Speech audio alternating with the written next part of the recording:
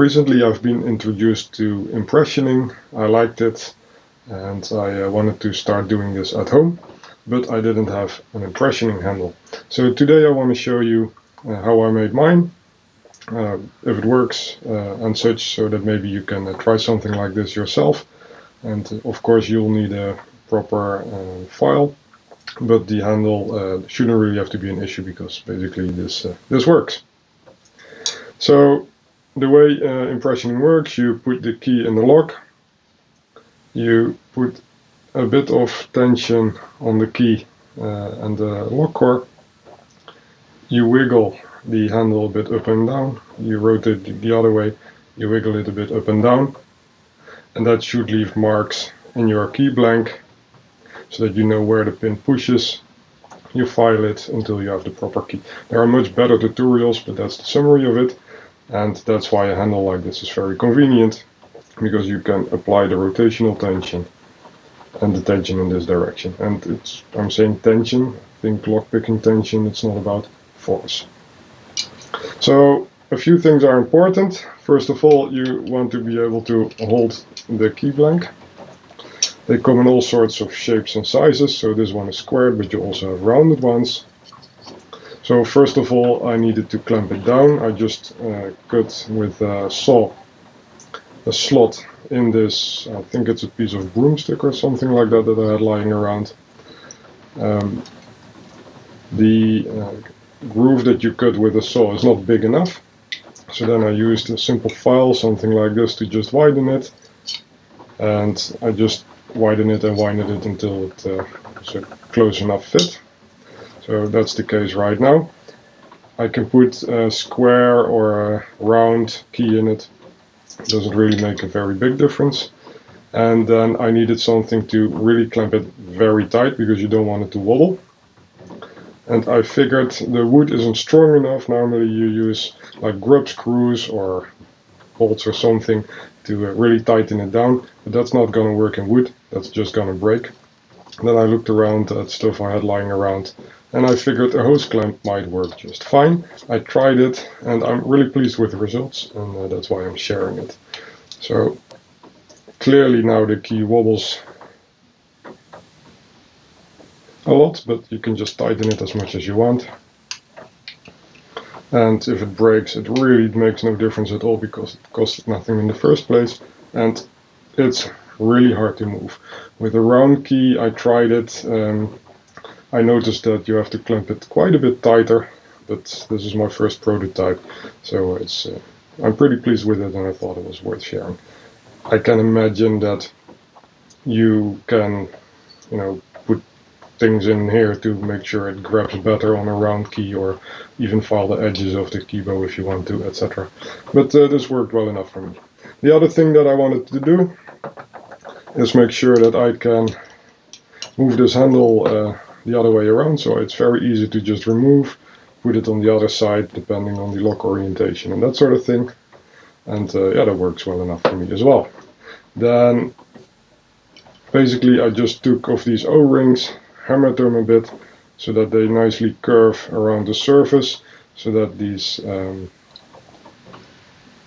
how do you call those things, the nuts that you tighten with your hands, don't really break the wood, and like this it nicely distributes the force, and it worked perfectly fine for me for the impressioning I did so far.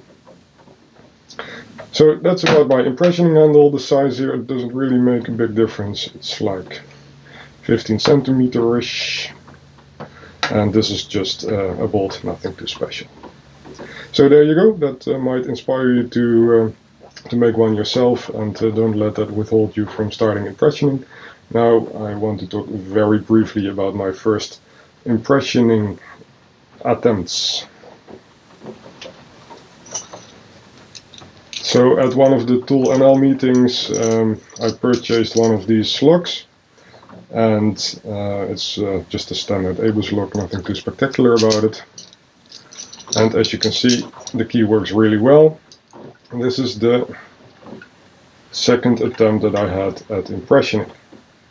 I did that with my handle, and as you can see it works just perfectly fine. The original key is this one.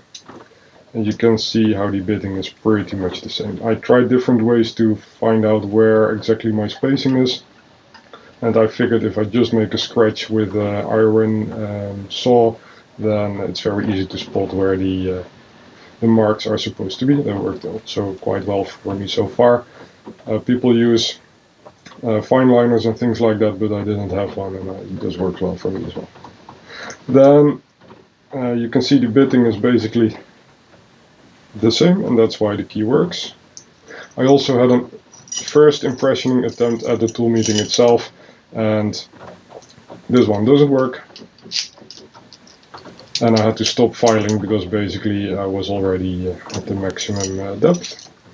If you compare it to the key that I impressioned, you can see that I actually really wasn't that far off on my first attempt either,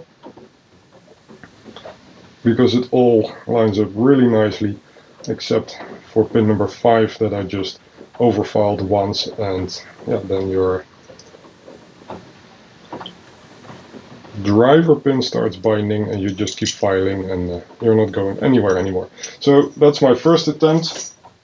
The second attempt is also interesting. So I had a bunch of abaces that I had lying around that I purchased at some point.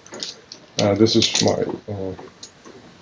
my second lock and the third attempt at impressioning, and this key works perfectly fine, as you can see.